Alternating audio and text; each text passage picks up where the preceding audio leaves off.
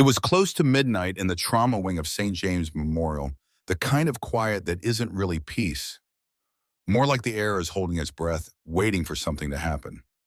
The hall smelled faintly of antiseptic and burnt coffee, the floors shining under fluorescent lights that hummed like an old refrigerator.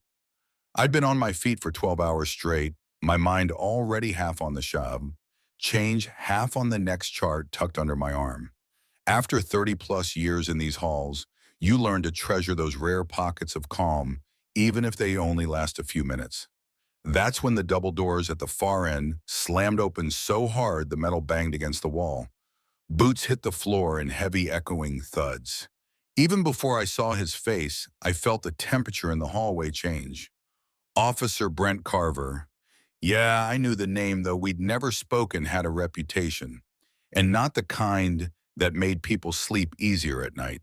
He didn't walk toward me so much as stalk, his eyes locked on mine like I'd been the target all along.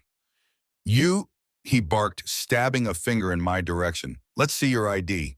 His voice wasn't a request. It was the kind of demand meant to be heard by every nurse and orderly within earshot.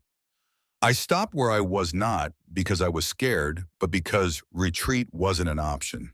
I slipped my badge from my scrub pocket and handed it over my eyes, never leaving his. He didn't glance at my title, didn't see the decades of service in those words. He just read my name out loud. Monica Ray, with a little smirk, like he was tasting it for weakness. You've been here a long time, he said, his tone dripping with suggestion, not curiosity. I knew exactly what he meant, that I'd had plenty of time to screw up, that he'd already decided I was guilty of something he just hadn't picked what yet. I kept my voice level. I've been taking care of this community longer than most folks have been wearing that badge.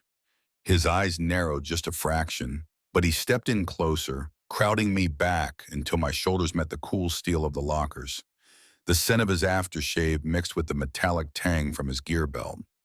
You're gonna answer some questions, he said, low enough that it felt like it was just for me, but loud enough that people down the hall turned to look. My heart wasn't racing. If anything, it felt heavier. I'd been here before. Not with him, but with men like him, the ones who use their position like a spotlight, trying to shrink you down in front of an audience. I kept my tone even. If there's an official matter, you can bring it to administration. That got me a smile, the kind that never reaches the eyes. Official matter is right here, sweetheart, he said, and shoved me hard into the locker. The metal rang with a hollow clang, the sound traveling down the hallway like a warning shot. The place went still. Two orderlies froze in mid-step, their eyes flicking between us. Nobody moved.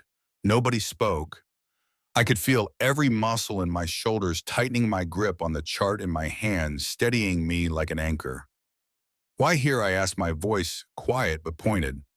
Because here, he said, leaning close enough that I could feel his breath. Everyone gets to see how it works. And that's when I knew this wasn't about me answering questions. This was about him putting on a show. Something in me settled then, a slow, cold clarity. I'd been underestimated enough times to know this was the moment I decided what came next.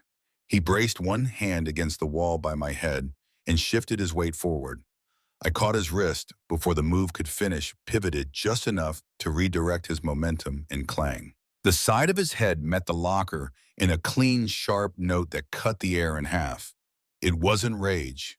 It was precision. His knees depth balance faltering, and when he straightened, there was a thin streak of red at his temple. The smirk was gone. I took half a step back, not to retreat, but to make room for the fact that the balance had just shifted. He reached for his head, his fingers coming back red, his eyes darting like a man suddenly unsure of the ground under him. That's when I slid my hand into my pocket and pulled out the envelope I'd been carrying since the start of my shift. I unfolded it slow, letting the overhead light catch the bold black letters across the top. Federal Warrant. His name was printed in full, underlined in legal ink. His eyes dropped to it and stayed there. You're under federal investigation, I said, my voice calm as ever. And now you know who delivered it. The hallway had been silent before, but now it was a different kind of silence.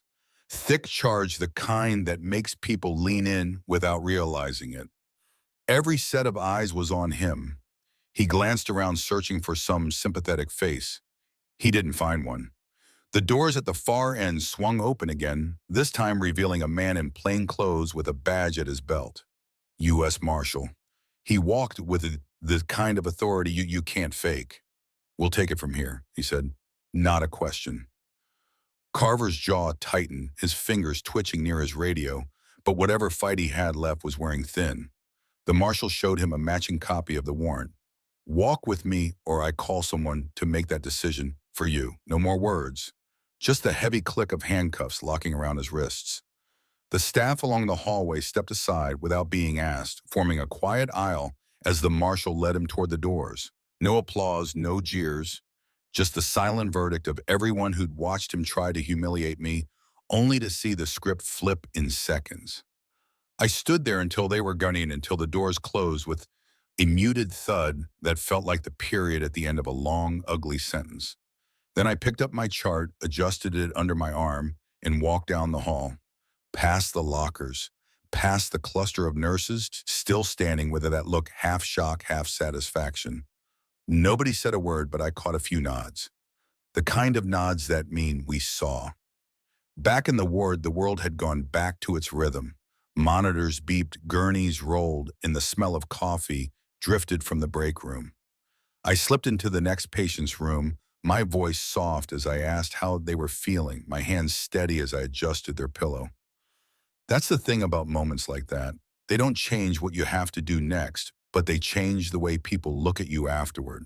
Some folks will say I should have kept my head down, let it slide. Others will say I didn't go far enough. Me, I just know I didn't give him an inch he could keep, and I made sure the truth landed in the right hands.